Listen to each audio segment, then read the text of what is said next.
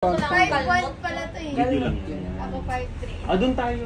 5'3 ka na ba? Guys, picture. Nakatakbo ka lang. Hindi dati wala plastic. Gagalaw ko po ba? Hindi naka-record. Ganyan lang. Magsi-selfie lang kami. Yan, okay. Ayan o. Mainit ka Kahit na kasi hindi ganito yung iyo. Bakit? Okay. Where's your phone? Salamat sa inyong pagdalaw. Mami, daddy. Sa aming ayan. munting ano. Yung kainan, yung meron kaming chicken dang dyan mga ano pa sila magbubukas, tree. Labo na to. Bakit ganun? Puro laway ata itong cellphone. Ayan, ang linaw na. Oh, diba? Ayan. Thank you so much, Yulo Fam. Thank you so much! Salamat po. We love you, Low Fam. Thank you. Amen. Balik kami. Magpatabas na Sa Patabas. Yes! Si Mami laging busy sa... Ano Busy ba, sa lagi work. Mga ilang kilo na yan. Longganisa. Ilang kilo na yan. Marami-rami na. Ang dami-rami. Order kayo sa Yulong Ganisa. Ayan. Ayaw pa rin talaga niya tumingin. So, confirm na daw yung mga orders nyo. Ayan, thank you guys. Thank you. Oh, ay, tingnan nyo muna ang gupit. Isa na maikot siya. Oh. Patabas na. Ganun. Sa patabas. Oh, syempre ating mga brothers and sisters mula sa... May si Mang Mark. Ala na, ayan na si Mang Mark. Ay, na siya. O dahil kasama ka na, sumama ka. Hindi napansin. Oh my God, naiyak ako. Ay,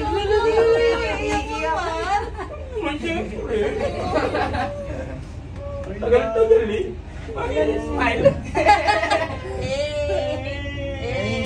Yung muling kita ko sa'yo ganyan short mo, nagpalit ka ba? Dahil dyan may libre ka ng gupit. Upo ka na. Halika na. Pagupit ka muna. Iyak lang, iyak. Love na love. Love na love. O yung gano'n. Iba talaga ang family Yulo. Yan ang hindi nyo alam.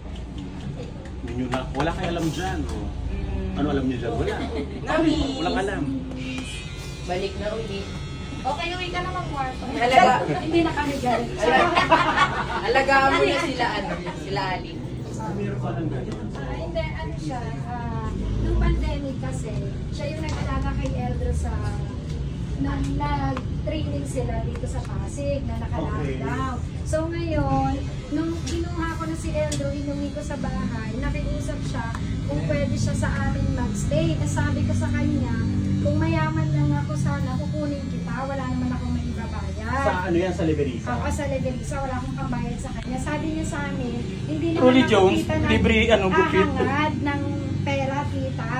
So, nung nasa amin siya, even yung family niya, yung mga kapatid niya, natuwa kasi nawala yung yung paninigarilyo niya, pag-inom niya ng alak. Siyempre wala kasi naninigarilyo sa amin, tapos walang nainom ng alak din sa amin. So yun, parang good influence daw kami sa kanya, sabi ng mga kapatid niya. Tapos parang family na talaga yung turing namin sa kanya. Kaya nung uuwi siya para mag-alaga sa nanay niya na may sakit, halos ayaw Iniwan ko. umalis. Ay, iniwan niya actually yung Sabi ko, Inalagaan mo si inalagay si Eldro. mga bata, si Drew, si Iza, Kasi yung yung mga mga anak anak ng yung apo ko na dalawa. Siya yung nag-alaga, siya yung nagpe-prepare ng food, sa morning. Mahirap alagaan eh.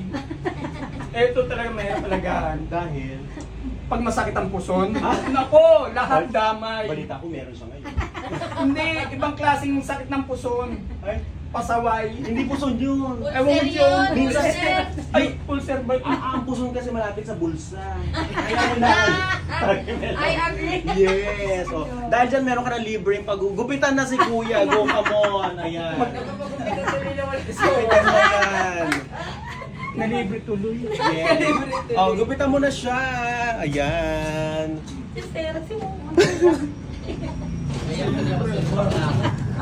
Grabe naman yung ano. Ngayon lang kayo nagkita uli. Hindi naman, nagkita kami nung every time naluluwas siya, sabi ko, punta ka rito, nagkikita kami sa... Ayun o. Hindi naman kapag kaya po. Mas ganda ng mga Hindi po. Actually, wala kaming blood related. Hindi ko siya kilala nung unang nagkita kami. Wala talaga as in. So, nagtiwala lang kami sa kanya na ano, nung dinala na ko siya sa bahay namin. Okay. So ngayon, pwede na.